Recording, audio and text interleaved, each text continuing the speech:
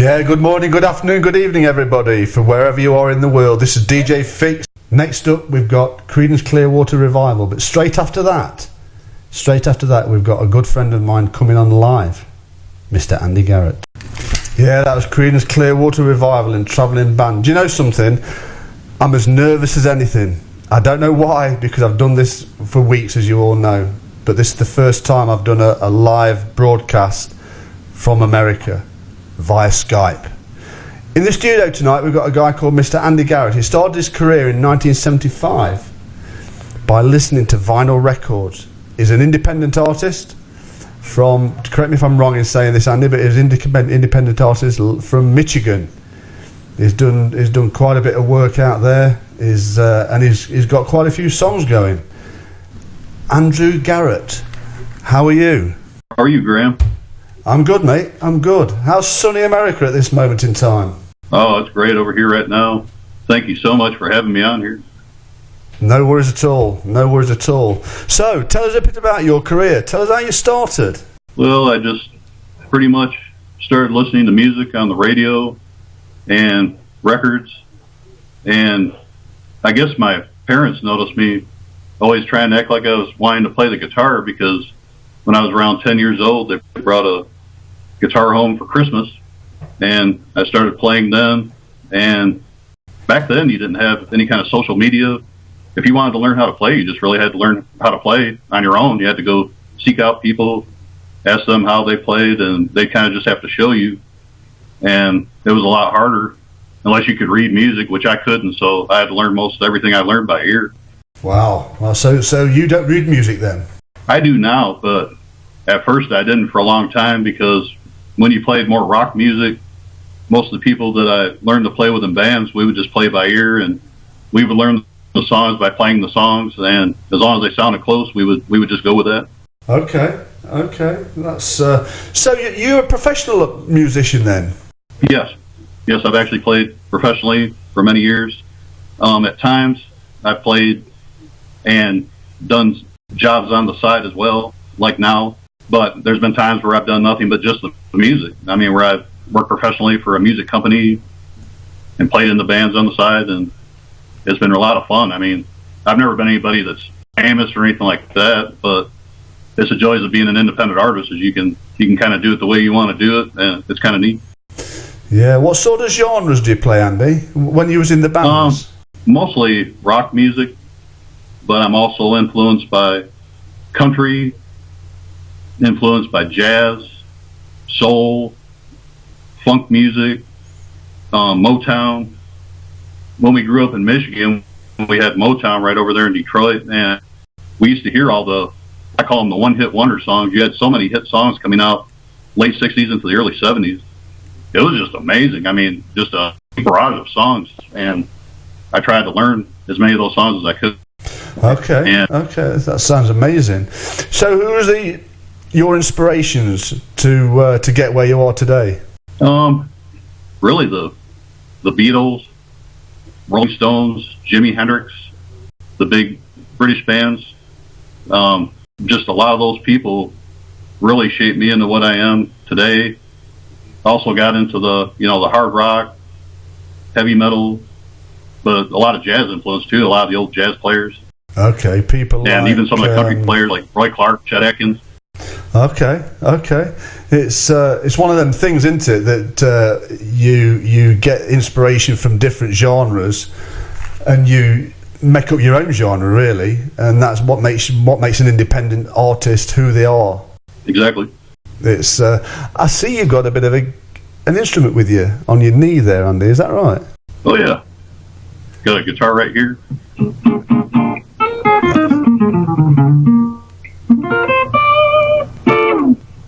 It's got a little acoustic guitar here.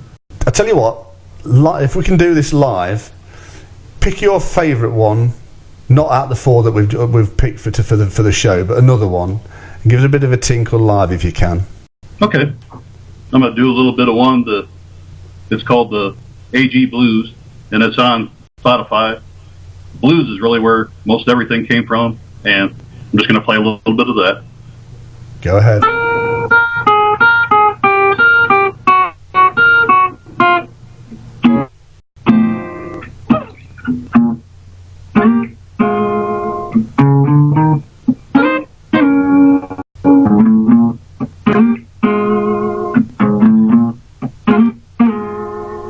Yay!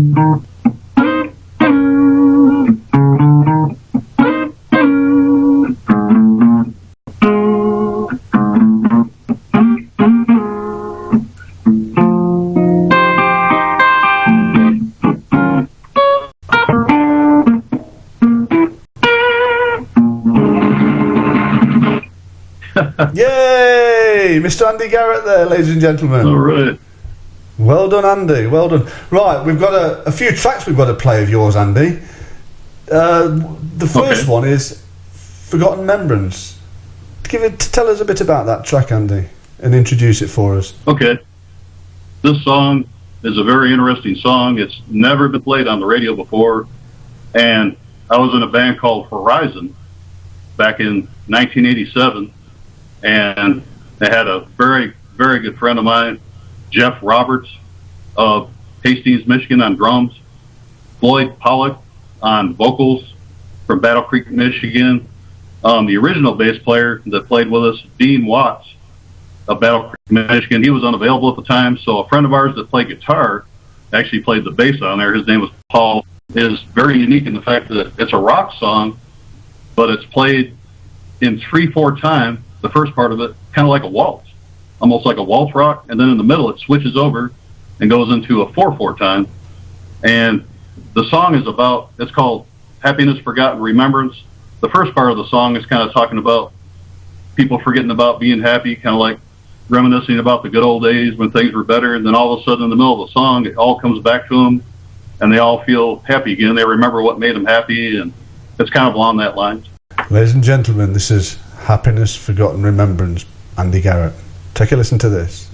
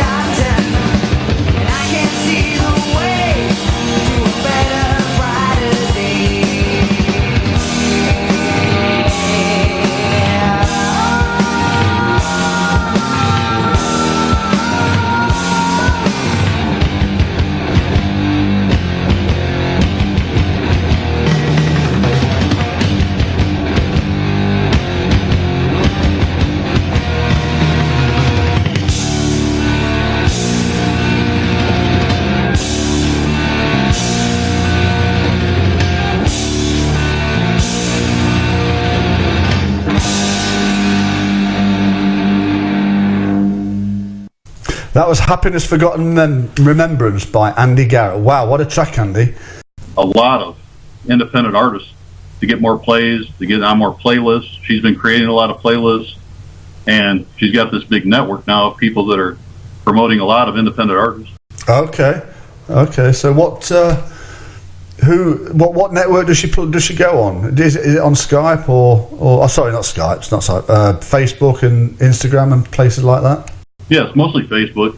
Okay, so I've had a little bit of a little Dicky Bird told me that you're having a bit of dabble in the old Reverb Nation charts there, Andy. Tell us a bit about that. Yeah, there's a Reverb Nations chart for Nashville, and I usually hang right around somewhere between third place, second place, or first place, and I've been lucky enough to be in first place a lot on there. I think today I'm in second place, but I'll take it. I mean, Nashville is a huge place. There's just got to be thousands of people there trying to get heard, and I mean, I'll take it. It's an amazing place. So what's your long-term goal then, Andy? We know that you've been a professional musician now since 1975. We know you've got quite a few singles released. So what's your next step? What do you want to do from now? My biggest goal now is, now that I've got the music sounding the way that I've always wanted it to, as of this year, because of technology finally getting to where I'm really happy with the results of the way the music's sounding. I really want to work on getting some really good tunes out there, and possibly some bands, and try to make music that kind of like the songs that we used to hear when we grew up, that would actually, they would stick around, like the really famous ones. I mean, that would really mean something to people. I kind of believe that people, when they compose a really great song or a really great piece of music, that it really resonates with something that happens in people's lives. Like, it brings back some kind of a memory of something really happy that happened in their life, or something sad, or, you know, like a Stairway to Heaven or a Hotel California by the Eagles, or, you know, something really, really profound like that. I've always wanted to be part of a song that gets played on the radio, that leaves a part of myself behind, that people can enjoy on that level. That's my biggest goal, and to do it with a vocalist. I do a lot of instrumental songs now, but I really want to get back into doing it with vocal music again. Wow, how deep is that? That was amazing. You mentioned a song there, Hotel California, Eagles. Funny you should say that, but I've just queued that up already. Do you want to give that an introduction, Andy, and we'll play it for you? Oh, that's one of the most amazing songs I ever heard. I mean, in my opinion, every song that the Eagles did is a perfect song. I mean, perfect music. The vocals, they sing like angels. I mean, everything they did was just amazing, totally amazing, and it was like, it was just right. There wasn't too much, there wasn't not enough. I mean, it was just right every time you hear one of their songs, and that it's still around to this day. So that's Andy Garrett, ladies and gentlemen. We'll be back with this interview straight after this. Wow, that was 6 minutes, just over, of pure genius. Pure excellent. That guitar solo at the end just gave me goosebumps all the way through. Andy, what does that song really mean to you? Oh, the first time I heard that song, it's like the first time when you hear Stairway to Heaven or a Beatles song. The biggest thing that blew me away about that song was that was the first time I really heard harmony guitars like that. And I mean, it was just perfect. I mean, the way that they blended the guitars together on that last solo, I'd never heard anything like that before. Totally amazing.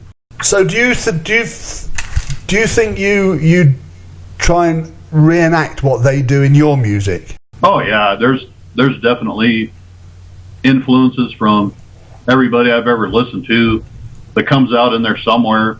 I really don't believe people can create music from a vacuum. I mean, it has to come from somewhere, and it definitely comes from your influences. Yeah, we've got a couple of listeners out there, Andy, that the one to mention. We've got a guy called Jake. I want you to say hello to him, and a good friend of mine who's out. Yeah, that's him. That's Jake Simpson. Do you want to say hello to him? Yes. Hi, Jake. We've also got a good friend of mine who lives out in Ireland. He's a fellow DJ as well, called John Lyons. They both say they love that track, the Eagles. In fact, it was John's first track he ever played as a DJ back in 1992, Andy. Wow. Hi, John. Yeah, there's listening to you with fervent interest. Right, tell us a bit about your singles that you've released? How many have you released, and what's happening in that on that front? Right now, there's approximately around 150 songs out there. I've actually written over 300 songs, and I've been using them to get the music to sound a certain way, which as of this year, it's really starting to sound the way I've always wanted it to. And what's neat about Spotify is you can create playlists on there, and you can listen to your songs and kind of cross-compare them to the other songs that you grew up with or listened to. And I'm really starting to like the way they're sounding in comparison with those songs. So there'll be a lot more of them coming out. I've still got another at least 150 songs I've got to record just to catch up on stuff I've already written, plus new stuff I want to do with other people. Well, and I'd like to tell you, listeners, that Andy has a spot on Facebook. He gets on there and does a bit of a solo live recording or live cinema webcam type thing. Them live message things that you do on Facebook, I'm not really up to that sort of thing. I'm not really techie minded. But Andy goes on, so if you want to log on to Andy Garrett on Facebook, and you'll see him playing. And he plays requests as well. By the way, Andy, what about Parisian Walkways? I'm still working on that one. Gary Moore is one of my favorites, and I actually know Still Got the Blues by Gary Moore, and I'm still working on that one, so I'll get it down there for you. Thank you, sir. So, what's we can't really talk about your full-time job, but how do you fit your full-time job in with your music? How does it blend together? Well, I work mostly nights, and that's made it possible to be able to still do the music a lot of times, either during the day or in the evening, in between when I sleep. It just seems to work out better that way. And at nighttime, when I go into work, it gives me a lot of time to think about things that I want to work on. And then when I finally get a day or two off, then I get right back at it again and start working on the music. Okay. So do you, when you're at work, do you get any inspiration from that? Yes, I do. I actually have to carry a notebook around with me because I'll get ideas. Of course, that's when I'll get most of my ideas, is when I'm away from a guitar or away from being able to record. But I'll make sure and I'll jot down a lot of notes, and I'll bring that home, and then when I have time, I'll get right to it. Yeah, my good lady, Jackie Marie, DJ Jax, who normally comes after me between 9 and 11 tonight, what she normally does, she'll get the music and she'll write lyrics to the music, but she'll write it in note form first. Do you do the same, or how do you formulate your song? A lot of times it'll come to me either as a kind of a riff on the guitar, and I'll get some kind of a melody idea, or it'll come to me, like you said, in the form of a lyric, kind of a lyrical idea. And there's actually a lot of these songs that I have on there right now where you'll hear me playing a melody, and eventually there's actually going to be somebody singing over that, and that's kind of what that's being set up for. So a lot of those songs are actually vocal songs. It's just I'm playing them instrumentally right now to have an instrumental version as well. Oh, okay. So when you're looking for vocalists for it, do you have you got vocalists in mind? Or do you advertise for them, or how do you go about it, Andy? Nashville's full of a lot of people that sing, but I know a couple people that I'd really like to work with. One of them's from the past. As a matter of fact, Jackie Marie has expressed the interest in doing a song with myself. We're trying to figure out a song that we could both work on and put out as a collab, and I think that would be a great idea because she comes from the same time that we do, as far as music, and she's got that voice. I mean, she's got that sound. I think we could do a great song. Yeah, I suppose I'm being a bit biased here, Andy, but taking nothing away from Jackie, her voice is so soulful. But on the other hand, you blend together. I mean, I'm no musician. I'm a sound engineer, but you blend together your music and Jackie's voice. In my opinion, I think it would be spot on if you could do a collaboration. I really do. I think it would be great. Yeah. So tell us a bit more about your music and a bit more about your history and where you come from, where your roots are. Well, a lot of the recordings, the way that I record, that came from reading a lot about Jimmy Page of Led Zeppelin, because he was actually the one that was behind the recording part of Led Zeppelin. And I used to read a lot about the things he would do to get certain sounds, the way that he would track the guitars and the drums and the bass and everything. And I also went back and read some of the old studio logs from George Martin, the one that recorded the Beatles. And that's really been what I've based a lot of my own recordings on, is their techniques. So I've tried to implement that with more of a kind of a modern approach with the software that's available now. Okay. So other than Jimmy Page, who else inspired you from the rock genre? Jimi Hendrix, Eric Clapton. There's a band called Yes. There's a Canadian band called Rush. Had a lot of influence from Rush. They had a lot of really different music that still managed to get on the radio, but it was very, very unique music. Wow. So we're going to take a break now, ladies and gentlemen. We're going to have a song that's it's a bit of a surprise. This one is. I like it, and I'm sure Andy will as well. This is Free, Wishing Well.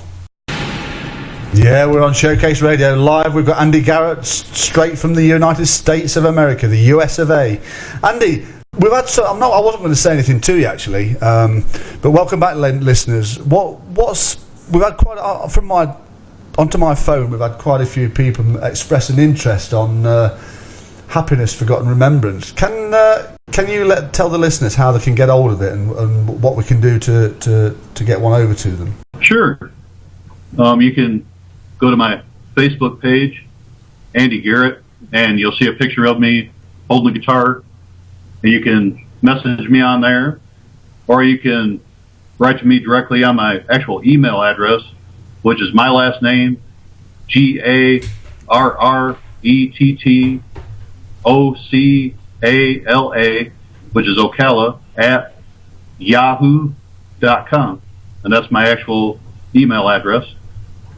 And if anybody has any trouble hearing that, or just let Graham know or let myself know, and I'll actually post it in the comments when he posts his link to the show on Facebook. Yeah, that's if nobody got that, that's Garrett, GARRETT OCALA at yahoo.com. That's Garrett, OCALA at yahoo.com. Those that have expressed an interest in that Happiness, Forgotten Memories, I suggest you get it quick because it's selling out fast. Andy, tell us a bit about how you play the guitar and how you do it. Tell me. I mean, I'm all fingers and thumbs. I can't even play a piano, no matter about a guitar. How do you do it? Well, I really base it around the chords to a song and the melody.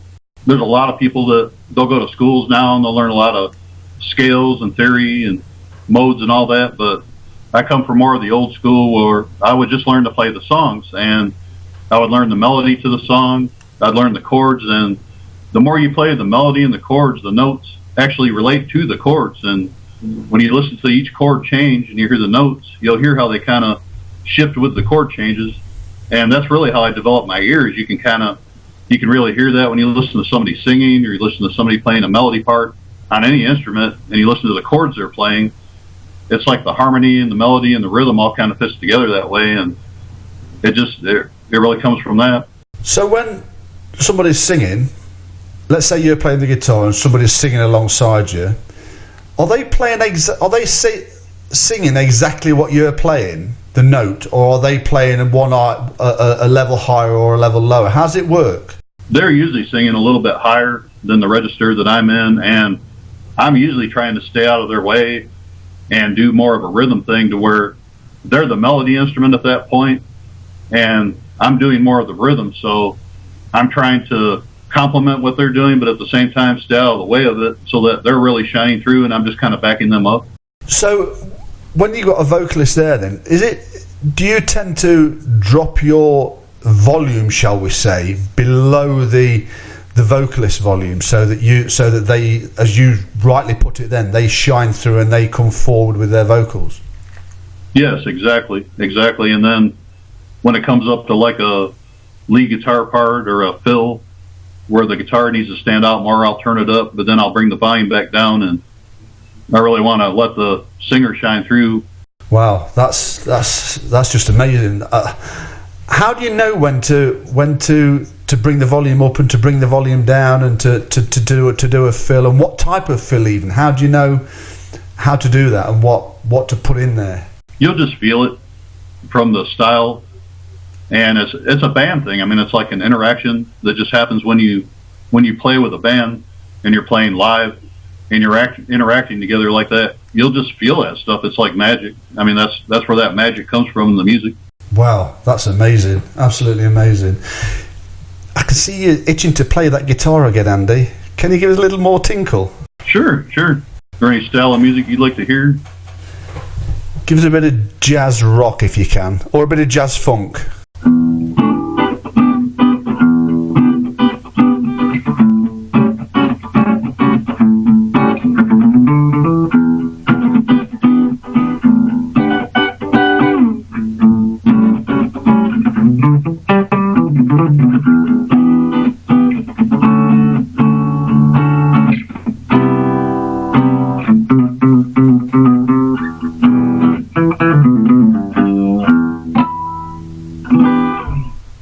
Wow. All right. And was all that made up just then, or was that something you'd already written?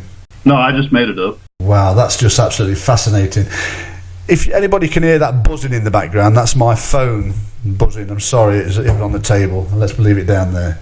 Andy, the next track we're going to be playing for you is one of your favourites, I think. One that you've picked tonight. It's called Futurism. Tell us a bit about that one. That one is, when I wrote that one, I wanted it to sound totally different as soon as somebody hears it, because a lot of the 70s rock guitar players, when they would write music, the ones that play guitar would know that a lot of songs are in the key of E, in the key of A, in the key of D, G. Those are open strings. And there's a little trick about playing the guitar when you use open strings in rock. It makes it easier to play a lot of the songs. Well, when I wrote this song, I wrote it in the key of F. And it forces the song to all be in what's called the closed position. And when you hear it, it gives it a totally different, like, darker sound. And it sounds kind of futuristic, so that's where I called it Futurism. That sounds good. Ladies and gentlemen, Andy Garrett with Futurism.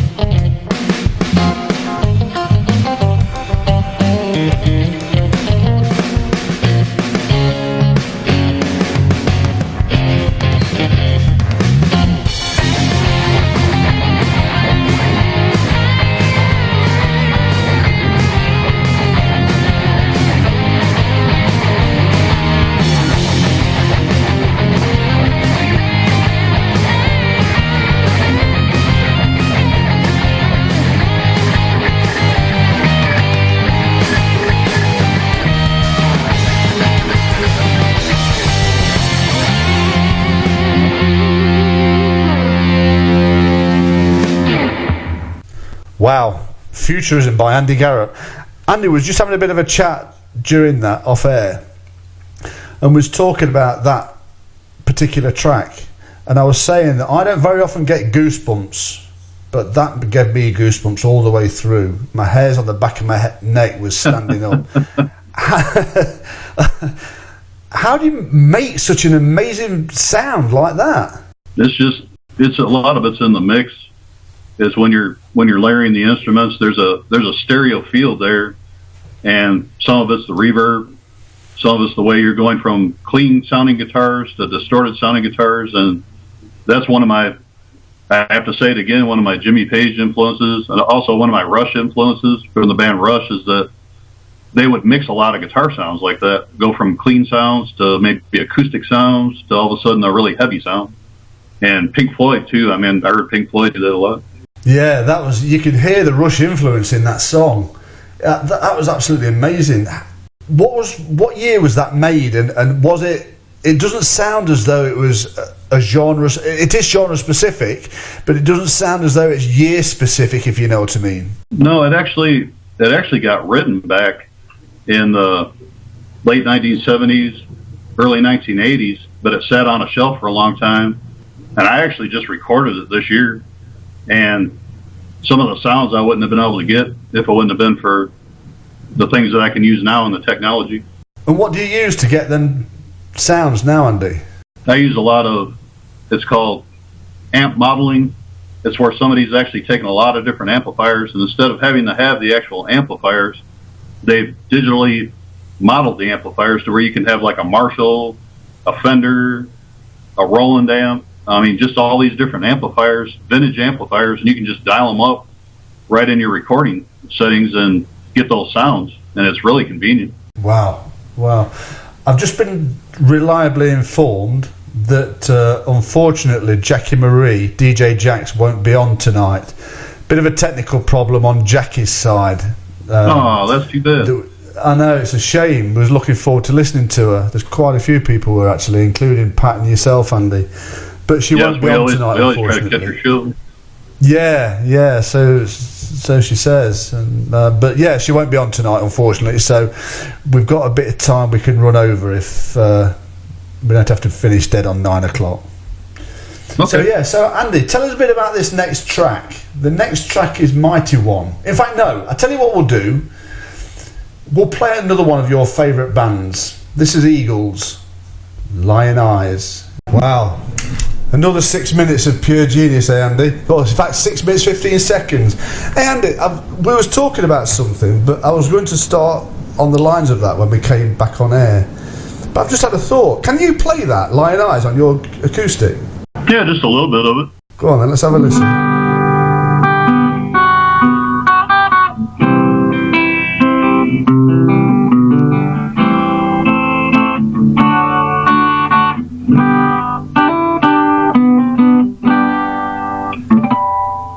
Wow. And I will tell you, listeners, that I can see Andy, and every time he plays this guitar, he doesn't do the usual thing. He doesn't look down at the fretboard. He looks straight in the camera at me. That is that is pure excellence, that is, Andrew Garrett. So tell us, Andy, where can you get your music from? Where do we pick it up from? Where can we buy it from? You can get it from all the usual places, Spotify, iTunes, Amazon.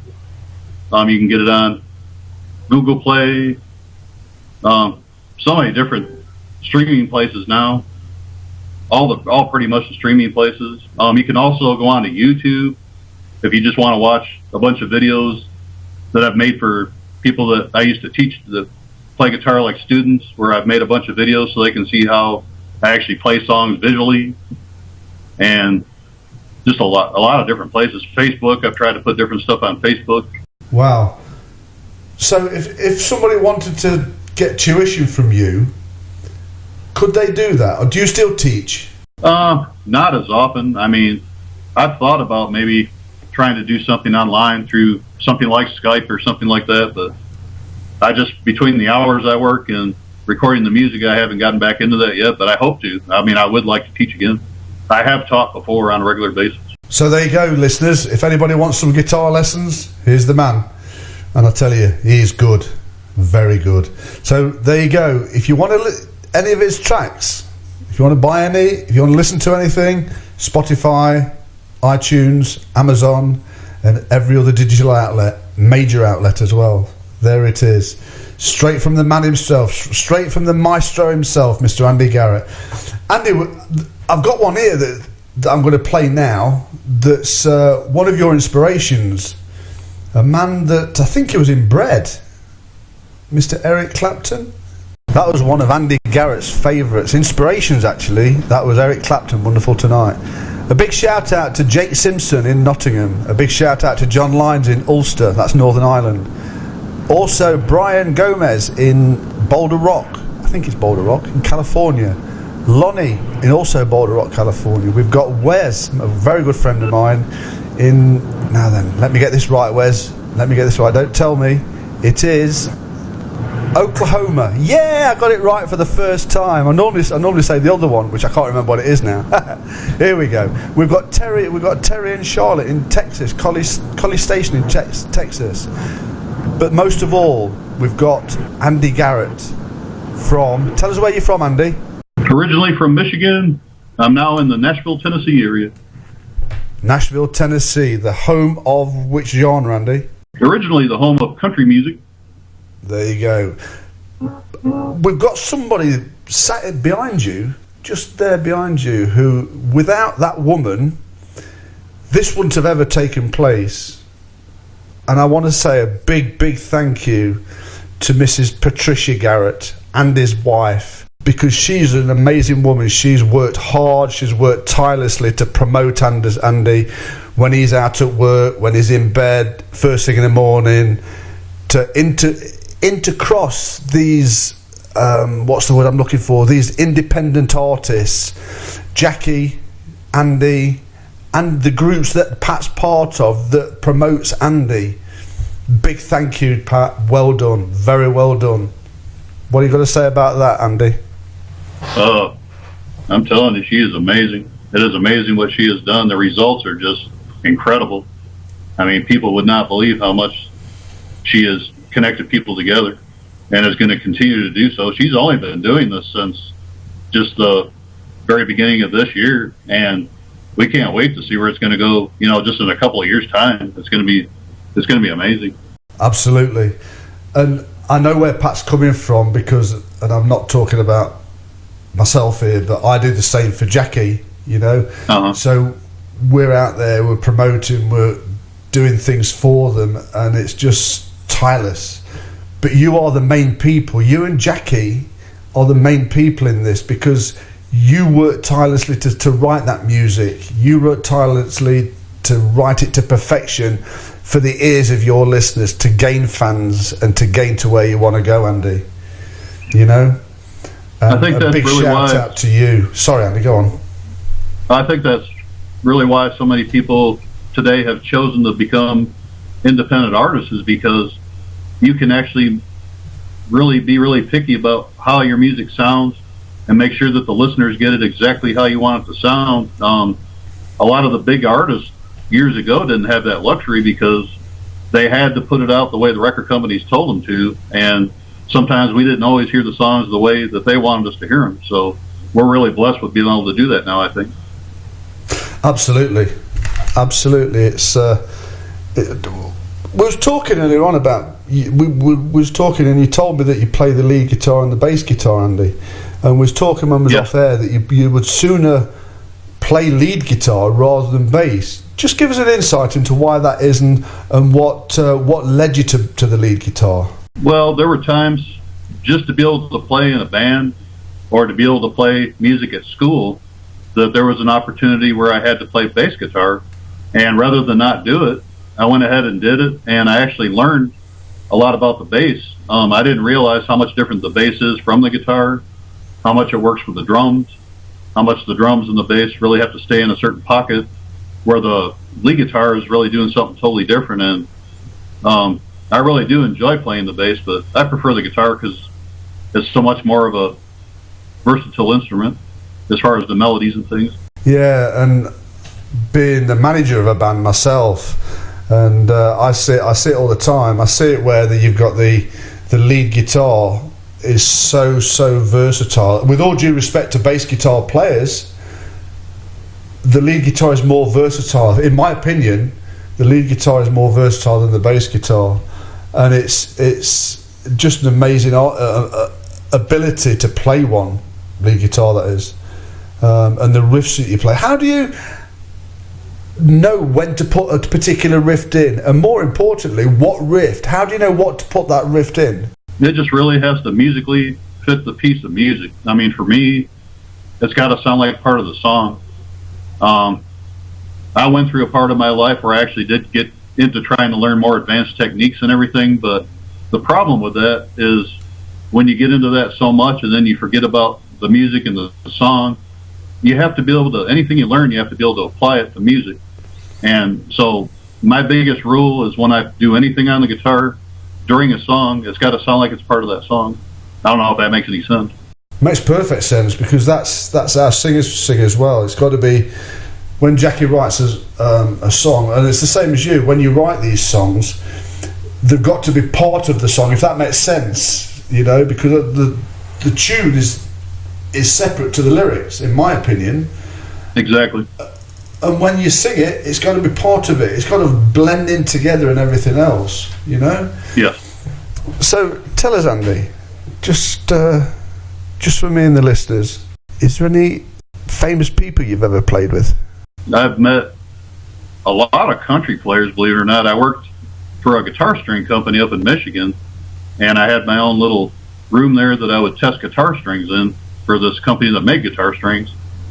And I also wanted to give a shout out to my friend Jeff Landtroop, who's gone on to do his own string company now. I use his strings. They're called Apex, up there in Vicksburg, Michigan. But one day I was sitting in my office, and there was this famous country musician named Tracy Byrd. I didn't even know who he was, and he came walking in and said, "Hi, I'm Tracy Byrd." And later on I found out he was this famous guy out of Nashville that had this song called Watermelon Crawl, and I ended up meeting Joe Diffie, this other famous country singer, Travis Tritt. It was really amazing, and every now and then we would have one of them come through the plant, like a heavy metal person or a country person or rock person that would use the strings, and one of the guys from Mario Speedwagon and one of the guys from a heavy metal group called Pantera came through there. I mean, it was really neat. Wow, Mario Speedwagon, Pantera, two of my most amazing bands, second and third to my favourite band, which is U2, of course. But how do you know these guys personally then? No, I sure don't. Did they inspire you in your music? Yes, because when you meet certain people, it inspires you to seek out more about them, especially when they tell you some stories or something about themselves personally, and you seek them out. And then it's like I said, it's like when somebody makes a piece of music, they leave a piece of it in the people that it touches, and it's like paying it forward. I mean, it's like when you write a song and it gets out to people and it affects people in a certain way.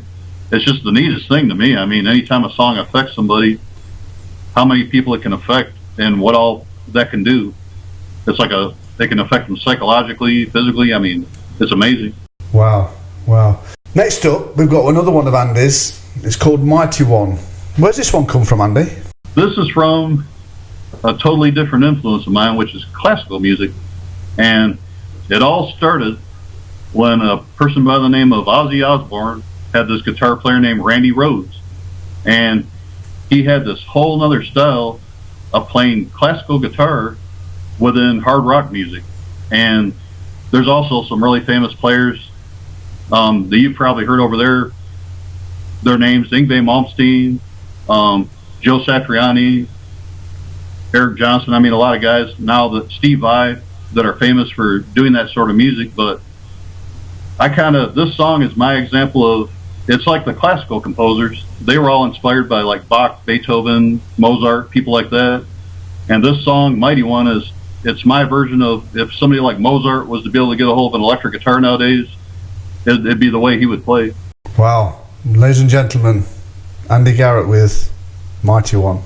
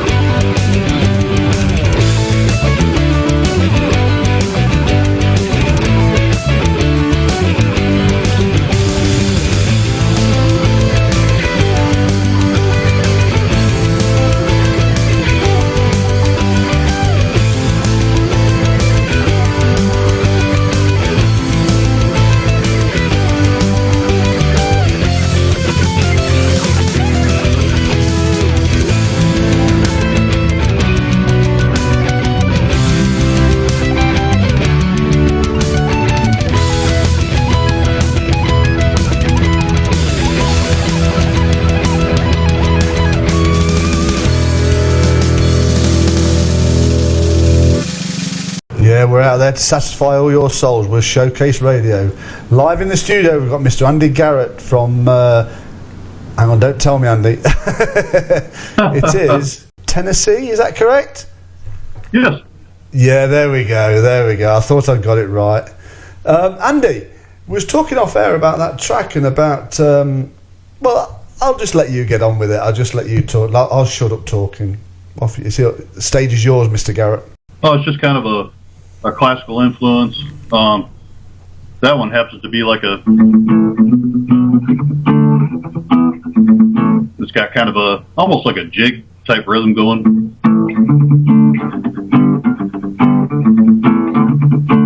And when I'm playing that rhythm part, I've got these arpeggios. A lot of classical guitar players will use those.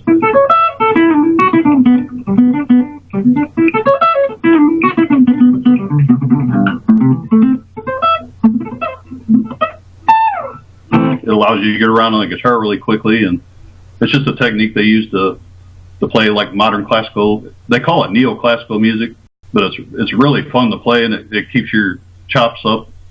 Physically, it really keeps you in shape. So, them little high-pitched ones that you was playing then, it sounded as though you was hitting the string with your plectrum, like, and then you was sort of making two notes from one hit, sort of thing. How do you do that? Yeah, it's a technique called speed picking.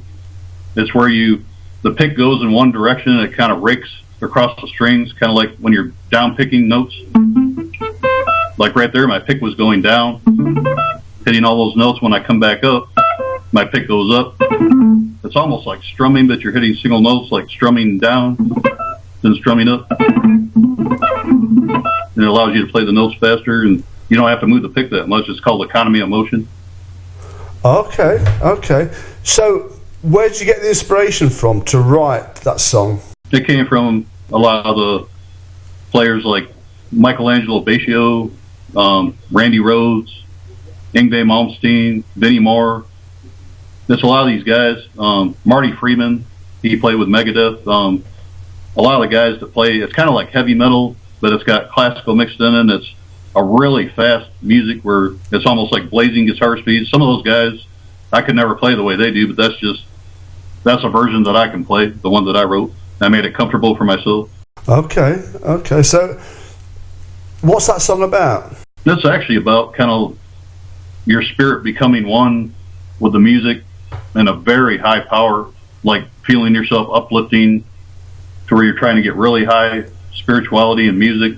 That's why I call it Mighty One. It's like you're just, in order to play it, there's such a high concentration. It's almost like your spirit has to play it. Okay. It's yeah. I was hearing one of your tracks.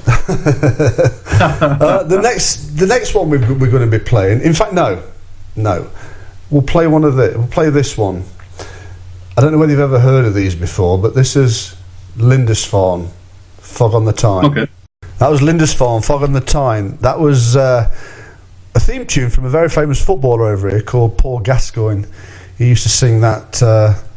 Well, he adopted that as his theme tune. Andy, do you know that song that we played before, Mighty One? And in fact, no, not just that song, but all your songs. What's the connection with them? And you was talking about spirituality earlier on. Where's the connection with your music and the spiritual side of it? Well, I just really believe that when you get to that point where you really feel the music coming from within you, that it's a spiritual thing, that it's almost like a religious experience. And for me, I mean, it's like the 60s. I mean, growing up in the 60s, they had the Woodstock and all the togetherness and everything, and it's just the way you feel it. Well, it's just, I mean, like when an idea comes to me, sometimes it's almost like I'm being given the idea. I mean, I'm not just coming up with it. It's like it's just there. Then I just develop it and go from there. It's really weird. I mean, it's pretty neat.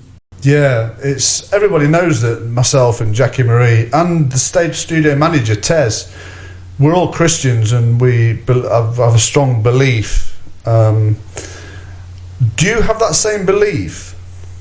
Yes, I do. So do you believe that some of your inspiration comes from that higher power? Yes, I do. I don't believe for 1 minute that somebody can just do this from nothing. I mean, I really believe that you have to believe in a higher power like that, which I happen to be a Christian myself, and I believe that's where this comes from. It's given to you. What you do with it is what you do with it.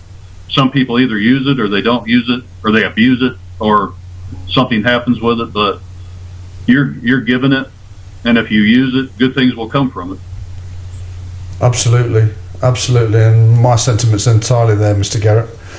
Tell us a bit about the start of your career and where it all came from, and where you actually come from yourself, and what sort of upbringing you had, what sort of career you had, where you started with your career.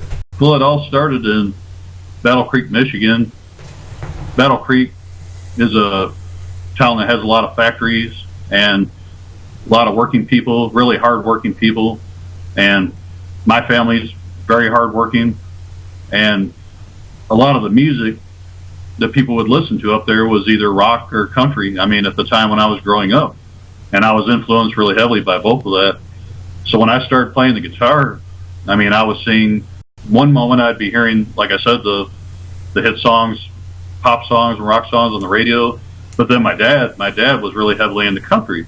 So I'd be listening to country radio, hearing like the Merle Haggard and the Willie Nelson and the really classic songs coming out in that genre, and it all kind of fit together into one big guitar thing that just, man, I got to play guitar. I mean, I just kept telling myself, I got to figure out how to do this stuff, because it was so cool.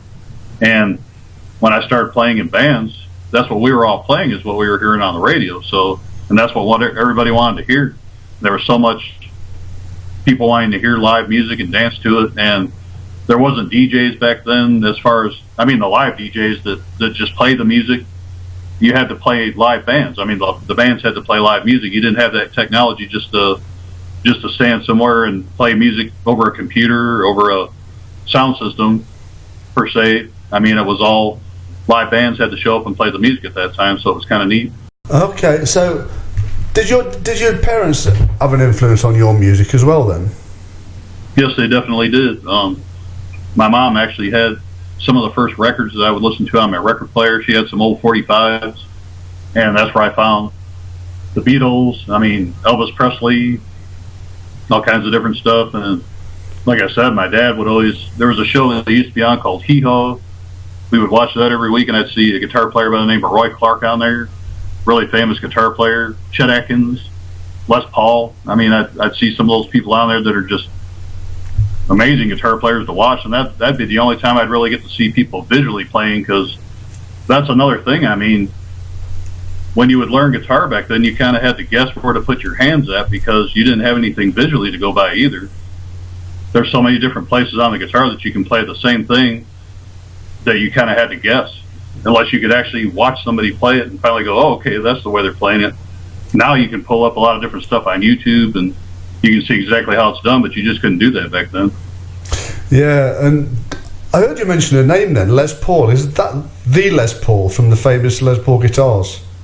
Yes, yes. And you've seen him play? Very amazing, just on television. Wow, wow. And does your good lady there, Patricia, has she ever inspired you? Obviously she inspires you all the time, but has she ever inspired you to write lyrics for any songs? Yes.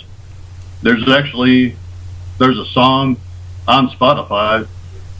It's called The Way You Wanted Me, and that song's actually written for her. There's a couple different versions of that on there, and then there's another song called Patricia that's like a little classical piece that I wrote on there. That's for her too. Wow, wow. I wish I could do that, you know. I wish I could just pick some words out of the air and just make it into a song. Do you know, I wish I had that ability to do that. I'd love to hear that song, that The Way You Wanted Me. Is that what it's called? Yes. Yeah, I'd love to hear that song. Can you play it on the guitar? A little bit of it, yeah. I can play some of the melody of it. That's one of the ones that I'm actually hoping to have a really good female singer re-sing it, because I really feel it needs a female vocal. Absolutely. I'll play a little bit of the melody. Thank you.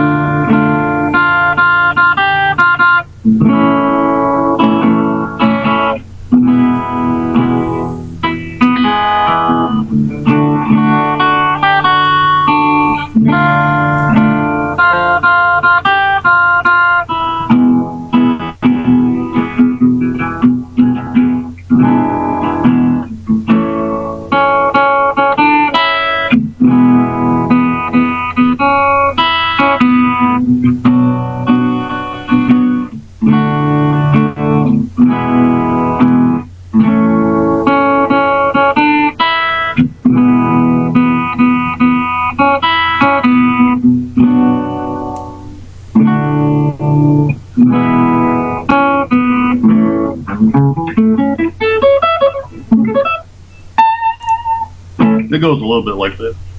Wow. Amazing bit of guitar. I can't sing the words, though. I mean, I don't want to sing and ruin your impression of me, because playing guitar is fine, but if I start singing, you'll cut me right off. I cannot sing. Nobody with a talent like that, Andy, nobody can ruin that. You can't ruin the impression of yourself by singing, because how can I put it? Your ability is just on top of everything. You're on top form, Andy.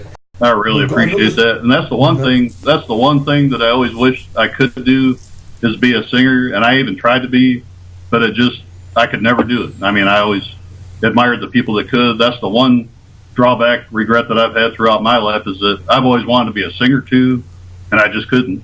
Never say never, Mr. Garrett. Never say never. Don't have the talent for it. Do you know something? I always thought I couldn't. I never had the confidence. I never had the talent to. But then I joined a community choir, gospel choir, and now I sing. Oh wow! Yeah, that's cool.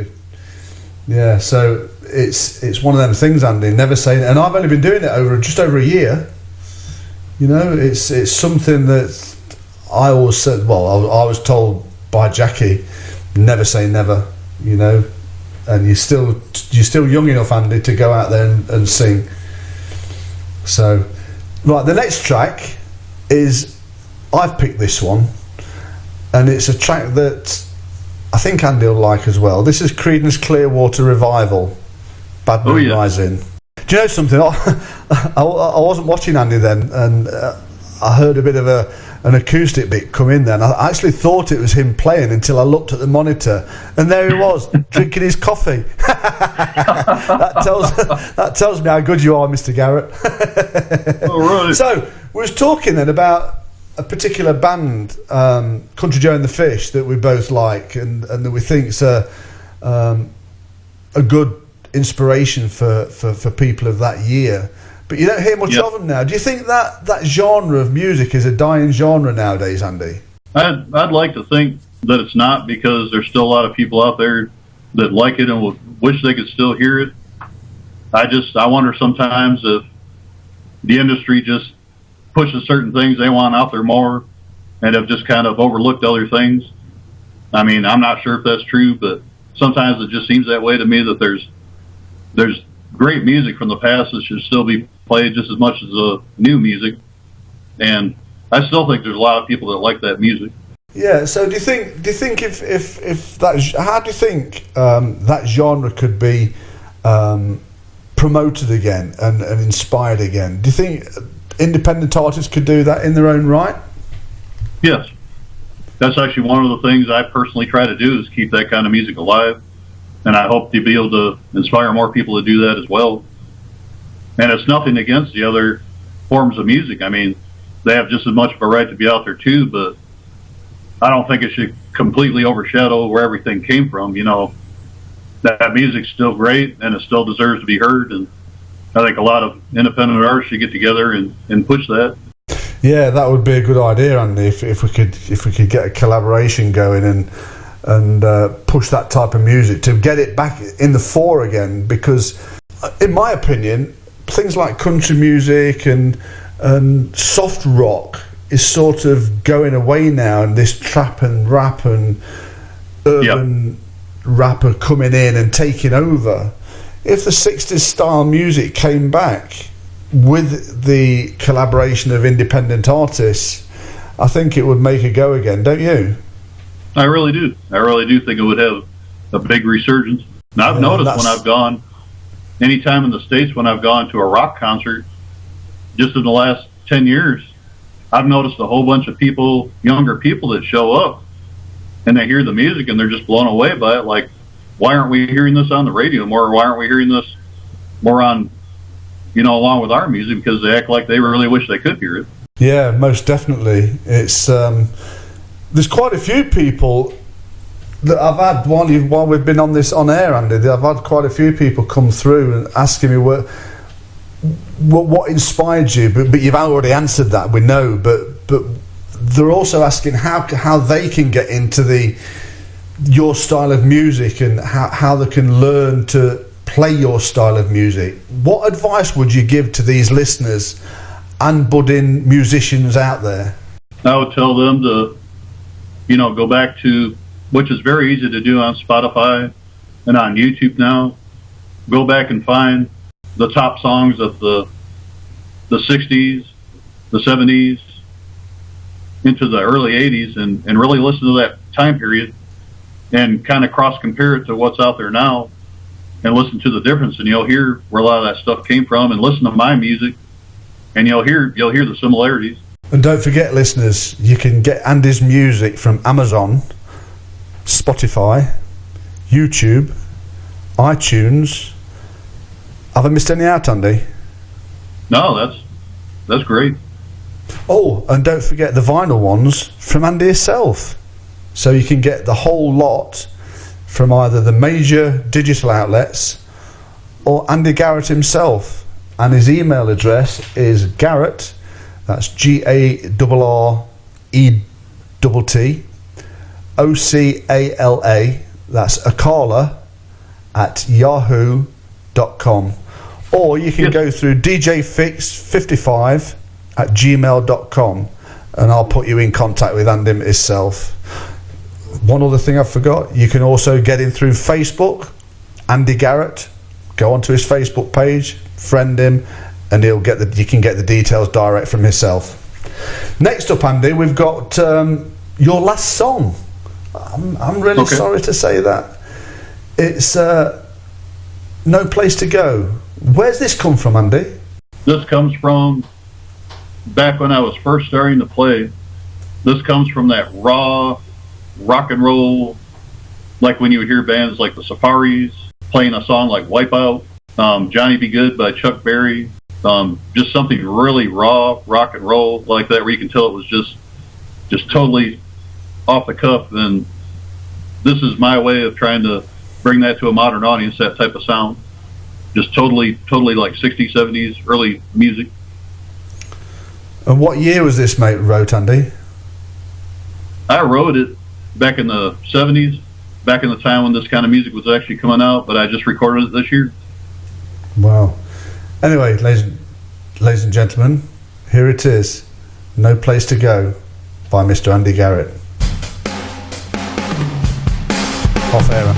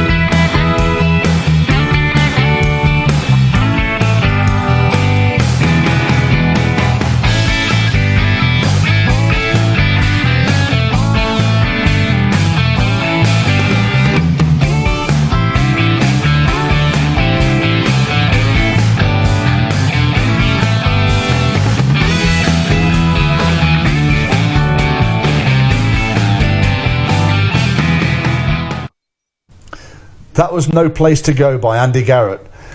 and we're live in the studio. We've got Andy Garrett himself. Andy, I'm going to let you have the stage, and I'm going to let you explain to us what gave you the inspiration to write that song, where the words come from, where the notes come from. Just off you go. Just take over, mate.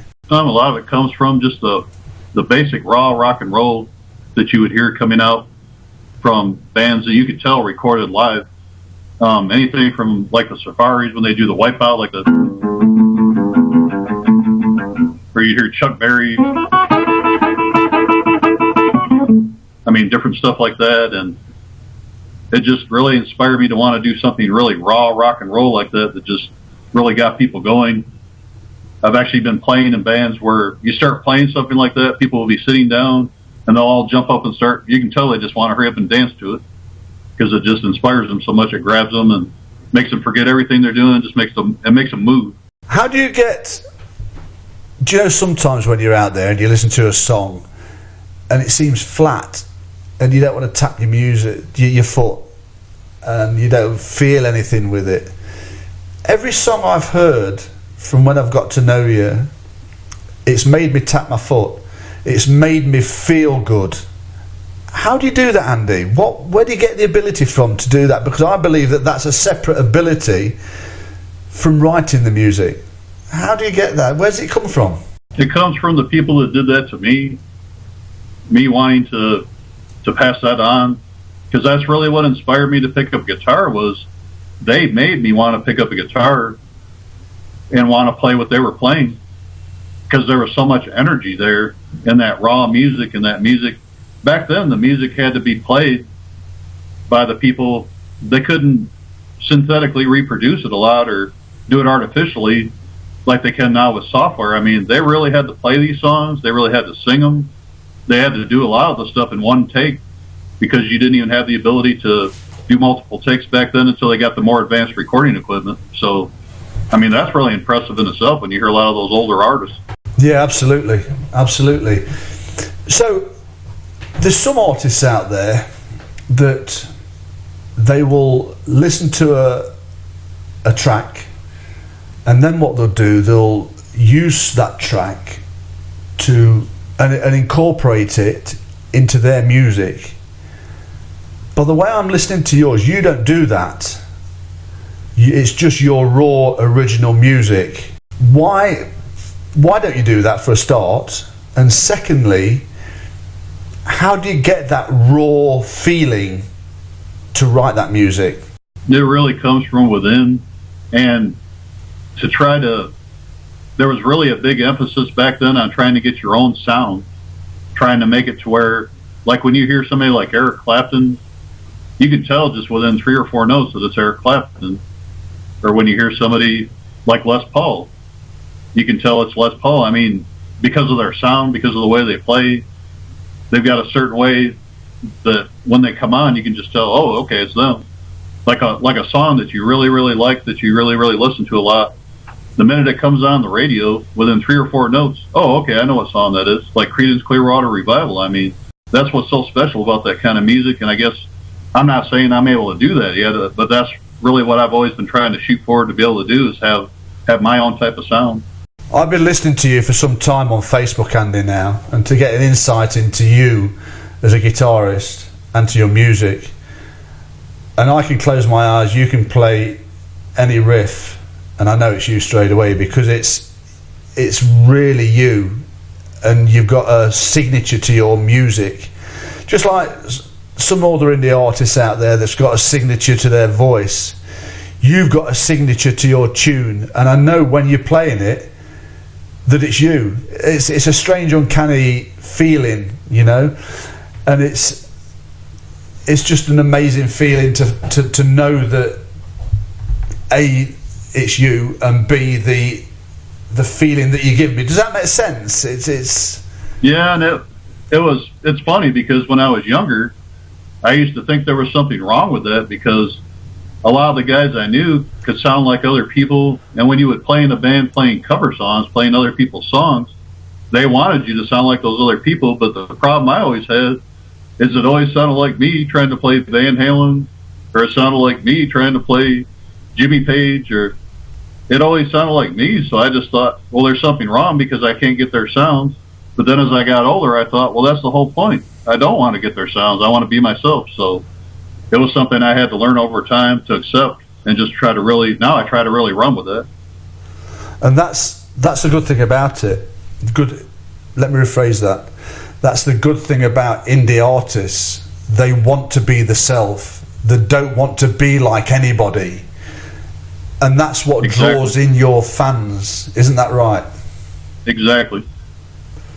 And with that, I'm going to play another one of yours. The first one that we played, because this is an absolute amazing track.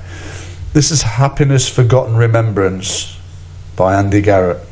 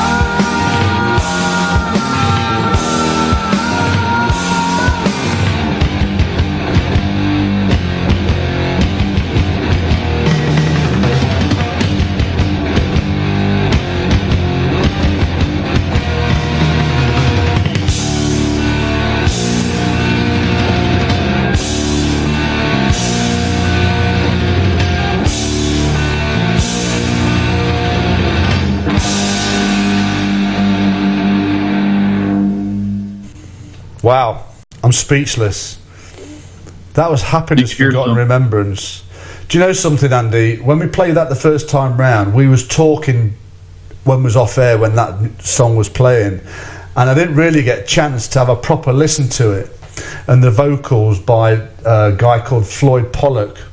Floyd, if you're listening out there, what an amazing vocal range you've got. The drums, Jeff Roberts. I'm a drummer myself, but you're my inspiration now, you know. That song is so deep, so deep. Where do the words come from? Where do you get the lyrics from for that, Andy?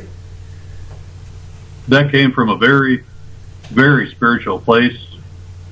Horizon, the band, was all about that, trying to write music that had a very deep message for the listeners. If they took the time to really start listening to the music and start listening, there's kind of like a message within the music that when you listen to the songs, the more you listen to it, the more you'll hear the message, and it's really supposed to be like a positive, uplifting message that uplifts people psychologically, or at least hopefully it does.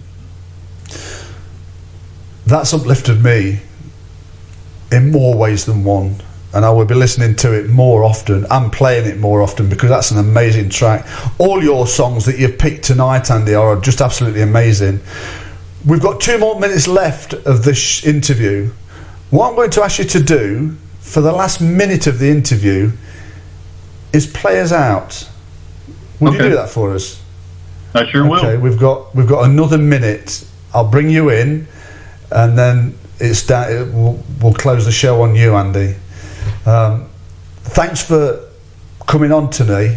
Thanks for the interview, and thanks for inspiring all the listeners out there today. Ladies and gentlemen, listeners of the world, this is Mr. Andy Garrett, an amazing maestro of the guitar. Take it away, Andy. Thank you so much, Graham, and thank you everybody out there. This is part of a song called Beyond Us All. It's on Spotify.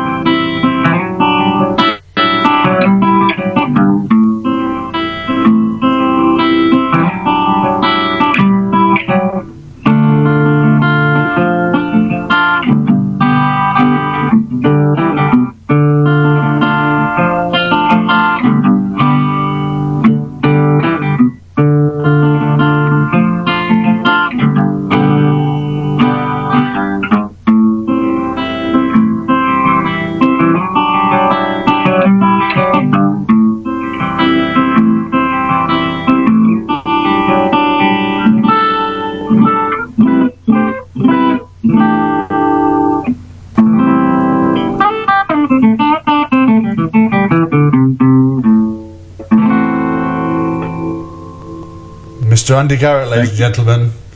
This is DJ Fix signing out. Good night and God bless.